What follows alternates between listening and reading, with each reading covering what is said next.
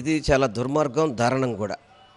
ఈ కూటమి ప్రభుత్వం ఏర్పడ్డాక రాజకీయ కక్షలు, దౌర్జన్యాలు, గూండాయిజాలు, మహిళల మీద దాడులు, అదేవిధంగా శాంతి భద్రతలన్నీ కూడా గాలికి వదిలేసి పూర్తిగా కూడా ఈ కక్షపూరిత ప్రభుత్వంలాగానే పనిచేయడం మనం గతంలో ఈ ప్రభుత్వంలో చూస్తున్నాం.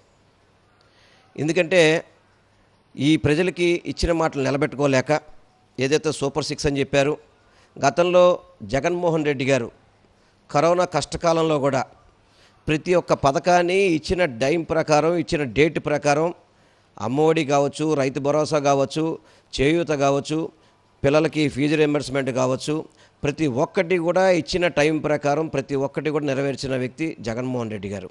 ఆయనకంటే నేను ఎక్కువ ఇస్తానని చెప్పని అమ్మఒడి జగన్మోహన్ రెడ్డి గారు ఇంటికి ఒకటి ఇస్తారంటే మేము ఇంట్లో ప్రతి ఇంట్లో ఇస్తాం, మీకు 15,000, మీకు 15,000, మీకు 15,000 అని చెప్పని కనీసం జగన్మోహన్ రెడ్డి గారు ఇచ్చిన ఒక్కళ్ళు కూడా ఇచ్చిన పరిస్థితి లేదు.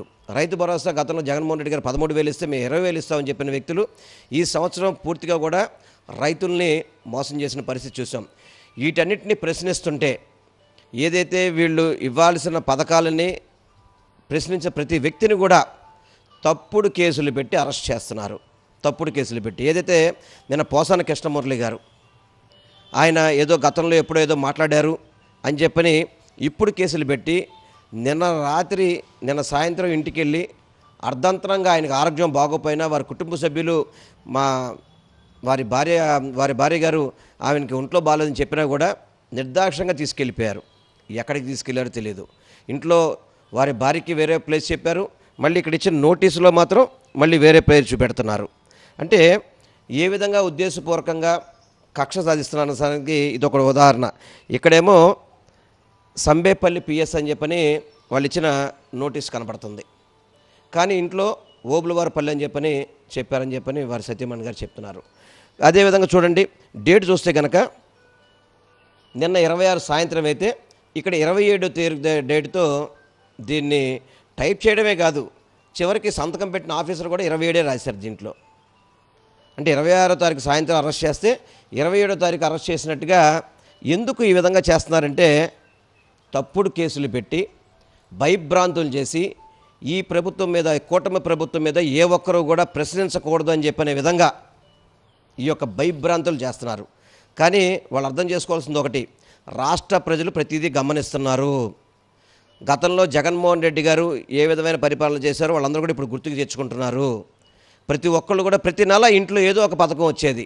అమ్మఒడి కావచ్చు, ఫీజు రింబర్స్మెంట్ కావచ్చు, పెన్షన్ కావచ్చు, ఆటోలకి ఆర్థిక సహాయం కావచ్చు, మత్స్యకార భరోసా కావచ్చు, చేనేతలకు కావచ్చు, ప్రతి ఒక్కరికి కూడా ప్రతి నెల క్యాలెండర్ ప్రకారం అమలు చేశారు. కాబట్టి ఆ రోజు 5 సంవత్సరాల్లో ఏ కరోనా కష్టకాలంలో కూడా ప్రజలందరూ కూడా సుఖ సంతోషాలతో ఉన్నారంటే అది జగన్మోహన్ రెడ్డి గారి యొక్క పరిపాలనలో మాత్రమే అర్థమవుతుంది. ఈరోజు చివరికి వ్యాపారస్తులు కూడా వ్యాపారాలు లేక వెలవెల్ల ఆడిపోతున్నారు. ఈరోజు దాదాపు 9 నెలల పరిపాలనలో రాష్ట్ర ప్రజలందరూ కూడా చాలా ఇబ్బంది పడే పరిస్థితి. నాకు తెలిసి ఇంత తొందరగా ఏ ప్రభుత్వం మీద కూడా వ్యతిరేకత వచ్చిన పరిస్థితి భారతదేశంలో ఎక్కడ కనపడలేదు. ఒక ఆంధ్ర రాష్ట్రంలోనే ఇంత వ్యతిరేకత రాష్ట్ర ప్రజలంతా తీసుకొని అదేవిధంగా ప్రశ్నించే ప్రతి గొంతుని నొక్కేద్దామని చెప్పని ఈ విధమైన పోసాన కృష్ణమురళి కావచ్చు, వల్లభనేని వంశీ గారు కావచ్చు, ఇతర సోషల్ మీడియాలో ఎవరైతే పోస్టులు పెడుతున్న వ్యక్తుల మీద కావచ్చు, ప్రతి ఒక్కరిని కూడా ఇటు పేరు నాని గారు కావచ్చు, ఎవరిని పడితే నందిగామ సురేష్ని కావచ్చు, ప్రతి ఒక్కరిని కూడా అరెస్టు చేసి ప్రతిపక్షాల గొంతును నొక్కే విధంగా ఈ కూటమి ప్రభుత్వం పనిచేస్తుంది. నేను ఒక్కటే చెప్తున్నాను కూటమి ప్రభుత్వానికి, మీరు దయచేసి ఇచ్చిన హామీలు అమలు చేయండి. అంతే తప్ప మీరు డైవర్షన్ పాలిటిక్స్ నడుపుదామని చెప్పని నడిపితే రాష్ట్ర ప్రజలు ఎవరు నమ్మే పరిస్థితి లేదు. తప్పకుండా మీకు బుద్ధి చెప్పే రోజులు అతి తొందరలో ఉన్నాయని మాత్రం నేను కూటమి ప్రభుత్వాన్ని హెచ్చరిస్తున్నాను. నేను పూర్తిగా రాజకీయాల నుంచి తప్పుకున్నామని ఆయన చెప్పినప్పుడు కూడా తప్పుకున్న వ్యక్తిని కూడా ఎంతో దారుణంగా వేధించడం అనేది ఎట్లా చూస్తారు? ఇప్పుడు సాక్షాత్తు నారా లోకేష్ గారు నేను కౌన్సిల్లోనో అసెంబ్లీలోనో చెప్పడం జరిగింది, నేను ఎవరిని కూడా వదిలే పరిస్థితి లేదు, అందరినీ అరెస్ట్ చేయించేస్తానని చెప్పని. అంటే ఒక రాష్ట్ర మంత్రిగా ఉంటూ, విద్యాశాఖ మంత్రిగా ఉంటూ ఇంకా నేను అరెస్ట్ చేస్తానని చెప్పని బరి తెగించి మాట్లాడడం అనేది మాత్రం ఇది హర్షించే విషయం అయితే కాదు.